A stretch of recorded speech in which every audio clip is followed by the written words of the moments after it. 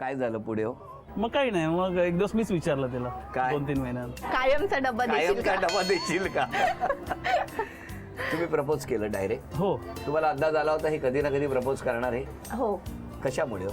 हा म्हणजे गप्पा मारायचा, भरपूर फोन करायचा.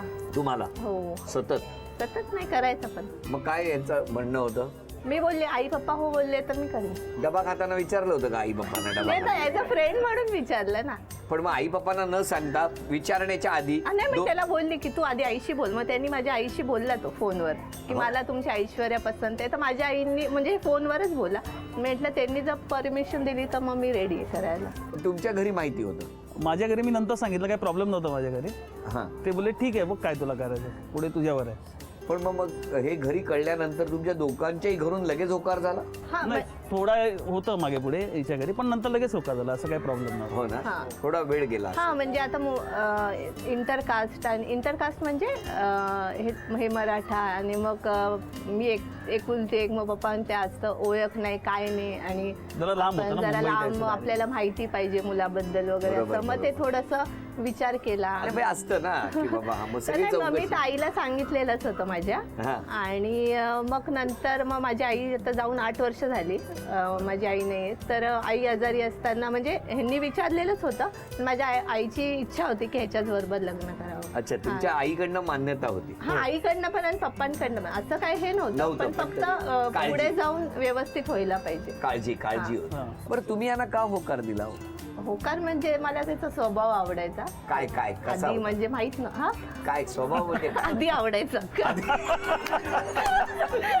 त्याने आधी काय होतं आणि आता काय आहे ते तरी सांगा. आधी तर काय असं दाखवलं नव्हतं की एवढा रागीट वगैरे असले.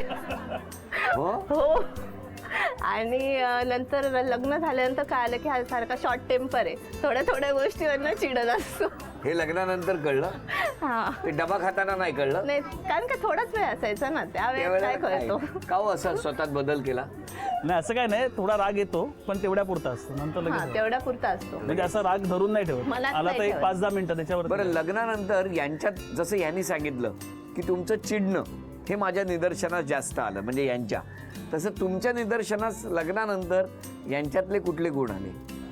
फुटलाय त्याला. विचारच करू. म्हणजे ते थोडी धडपडी आहे. प्रत्येक गोष्ट अशी पडते हातातून लगेच. काही असो ते असं म्हणजे दिवसातून 1-2 गोष्टी तरी पाडते. का हो असं? काय छंद माहिती.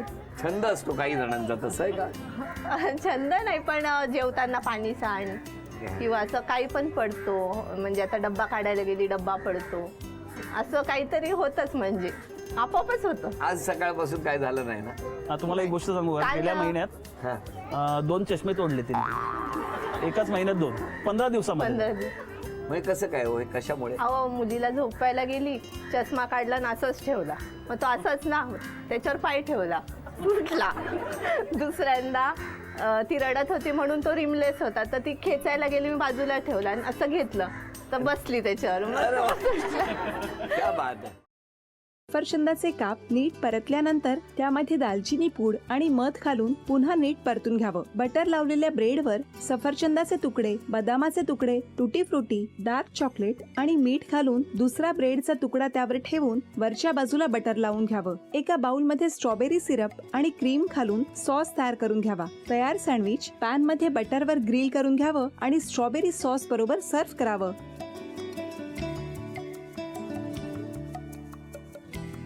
हे जेव्हा बोलत होते तेव्हा मी बघत होतो की या दोघांनी स्वतःचा संसार उभा केलाच, पण स्वतःच्या संसाराबरोबर अनेकांच्या आयुष्यात आनंद निर्माण केला. तो आनंद महत्त्वाचा. हसत राहा, आनंदी राहा असं म्हणत शुभेच्छा देऊया. आणि ही झी मराठीकडून भेटवस्तू डेव्हिड तुमच्यासाठी. अभिनंदन. आणि वहिनींना तथास्तू पुणे यांच्याकडून ही पैठणी. अभिनंदन.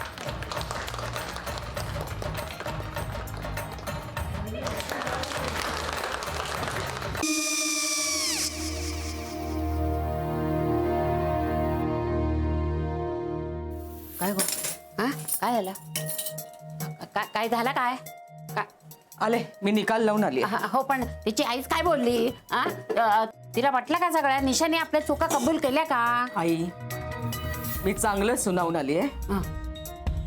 त्या तिची बाजू घेत होत्या, पण मी लक्ष दिलं नाहीये. खूप झालं आता. चांगुलपणा खूप झाला. मऊ दिसलं ना की कोपऱ्याने खणतात ना माणसं, ते असं. अगो पण आईच म्हणली काय तिची, पटला काय तिका? मला माहिती नाहीये. आई, मी तुम्हाला नंतर फोन करते. हो. आणि आई बाबा जे बोलले त्याचं वाईट नका वाटून घेऊ. सॉरी. सॉरी काय त्या? नेहा आले. आई मी येते. होय. काकू येते.